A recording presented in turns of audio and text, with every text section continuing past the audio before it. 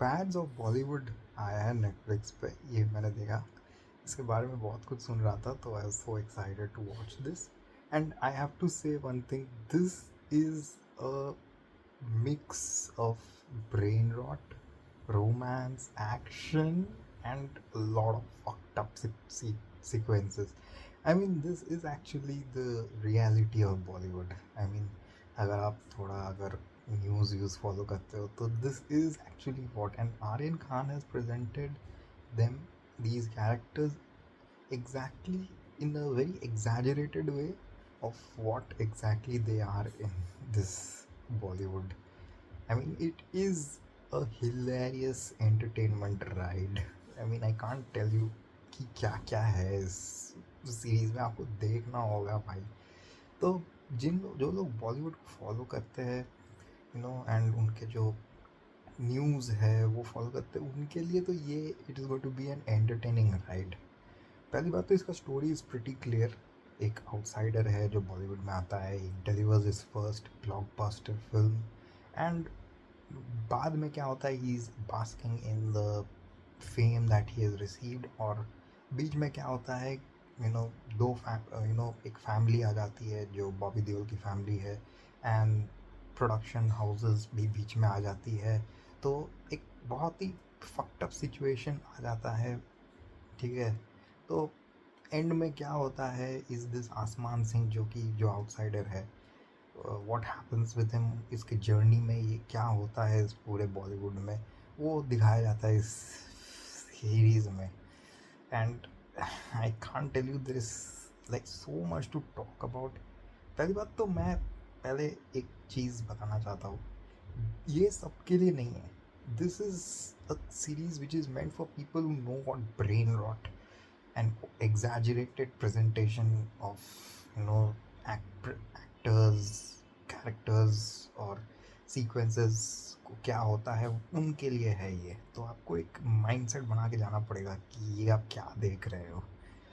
तो पहली बात तो मैं बीजीएम के बारे में बात करना चाहता हूँ।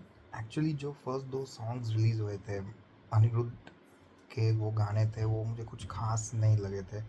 बट भाई साहब, शाश्वत सचदेवा जो छुपे हुए थे actually, I think the makers deliberately hid him behind, कि भाई सीरीज़ देखो तब पता चलेगा कि he is the real star. जितने भी गाने हैं वो अनिरुद्ध के गानों को छोड़ के, वो अगर आप as an album as a single सुनोगे तो उतना इम्पैक्ट नहीं पड़ेगा, लेकिन जब आप इसे इस सीरीज़ में देखोगे, भाई उसका इम्पैक्ट जो होता है भाई, अमेजिंग बीजीएम है भाई। Be it that song Revolver, और you take the intro song जहाँ पे बैड्स ऑफ बॉलीवुड के जो इंट्रोडक्शन सीक्वेंस है वो है, नंबर 1 वाला जो गाना है, भाई साहब गजब लगता है। आई think I go and now here it again, जो जुक बॉक्स है वहाँ पे। नेक्स्ट अब आते हैं main part, the performance, the characters पे। लक्ष्य ने काम अच्छा किया है, काफ़ी ज़्यादा अच्छा देता है, but somewhere I fail he got overshadowed by many of the side actors. पहली बात तो ये राघव जुयाल का character is amazing, he is like a fire, ठीक है। He is like you know mini Ranveer Singh, ठीक है। एकदम मतलब उसको बोल दिया है कि भाई देखो, तुमको जो करना है करो, seek yourself, just be yourself and do whatever you want. And he absolutely lights the screen on fire whenever he's there. You have to see the series to believe it. His chemistry with Asman, his comic gags and all that stuff, the way he speaks and behaves, तो वो काफ़ी मज़ा आता है देखने में। I think इसका इनका दोनों का कास्टिंग जो है, मुझे लगता है करण जौहर ने ही रिकमेंड किया है, क्योंकि they were against each other in the film Kill, but now they are friends. तो वो इंटरेस्टिंग है। And secondly comes Manoj Pahwa, भाई he is also another fire in this film. भाई साहब इनिशियल फेजेस में तो he is completely overshadowing everybody, no. तो वो भी मुझे काफ़ी अच्छा लगा। जो मुझे एक और पर्सन जो बहुत लोग बात नहीं कर रहे, but I want to talk about him, is Sahher Bambba, जो लीड एक्ट्रेस है इस सीरीज में। उसका एक भाई रहता है, ठीक है भाई। वो इतना कॉमिकल है भाई, every time he comes up on the screen he is doing some shit on the screen भाई, इतना मजा आता है उसको देखने में। स्पेशली सिक्स्थ एपिसोड में जाके there is one sequence, you have to see that. एक घर में, उनके घर में वो सीक्वेंस होता है जहाँ पे आसमान एंड दिस गर्ल, इसका नाम भूल गया मैं, आई थिंक सानिया, सानिया नहीं है, समथिंग एल्स है, करिश्मा में भी है। तो वो लोग दोनों भाग रहे हैं and they enter into that brothers room, and वो क्या कर रहा होता है वहाँ पे, देखना होगा भाई आपको। ओह माय गॉड, वो literally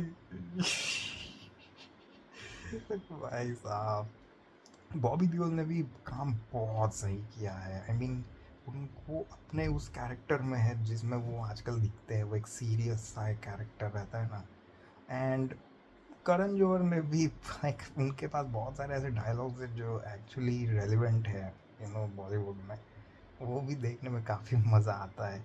like there's a scene sequence in the first episode जहाँ पे वो रणवीर सिंह के साथ बात करते हैं, he's saying कि I've saved your fucking career, and Ranveer Singh says I only saved your fucking movie from dying, and everyone knows it's referencing to Rocky Rani। और ये जो सोडा वाला जो प्रोडक्शन हाउस है, ये मुझे कोई तो एक प्रोडक्शन हाउस की याद दिला रही है, I don't want to mention. Apart from that Rajat Bedi है, हिज कैरेक्टर इज डिसेंट, मज़ा आता है उनका कैरेक्टर देखने में। He has an iconic line, अब याद आया मैं कौन हूँ मैं कौन हूँ, मैं कौन हूँ। तो ये एक्चुअली उनके ही कैरेक्टर, असली कैरेक्टर से लेना देना है उनका, because Rajat Bedi has been out of the film industry for quite some time, उनको कोई फिल्म नहीं मिला है, people have forgotten him kind of. तो वो वही एक कैरेक्टर को रिप्राइज कर रहे हैं इस सीरीज़ में, तो वो देखने में काफ़ी मज़ा आता है एक्चुअली। अपार्ट फ्रॉम दैट बहुत सारे कैमियोज है which I feel few of them are like quite funny and quite relevant as well, especially Imran Hashmi का जो है intimacy coach, I mean nobody could have done it better than him। Then there is this one Rajamouli और आमिर खान के बीच का जो एक बात, एक कन्वर्सेशन का एक कैमियो रहता है, वो भी बड़े कॉमिकल है। दे आर लाइक दूर से Aasmaan is thinking like they are discussing something very technical, films को लेके बात कर रहे हैं, ठीक है, but in reality they are actually discussing about whether vada pav is better और इडली सांभर इज बेटर भाई साहब। तो इट शोज कि not always they are the actors in Bollywood, they are not always discussing about important stuff, they discussing on nonsense as well.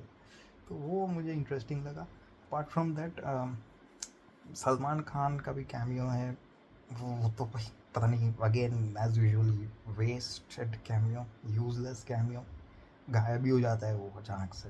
And Shahrukh Khan का जो cameo है वो मुझे काफ़ी इंटरेस्टिंग सा लगा।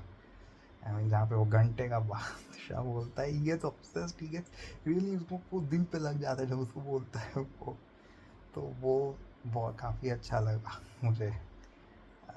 Everybody has done a very good job in this film, and I feel the side actors have actually overshadowed this Lakshya in this film series मतलब।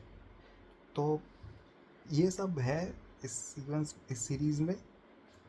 Only I think fifth episode थोड़ा ज़्यादा serious हो जाता है, ठीक है, तो where I felt कि it was going very slow, but after it again picks up pace, ठीक है। एंड सेवेंथ एपिसोड में जाके आई मीन पता नहीं लास्ट में जाके बहुत, उस सेवेंथ एपिसोड में बहुत कुछ फकअप सिचुएशंस होते हैं, which is why I said कि it's a mix of brain rot and some fuckup situations as well.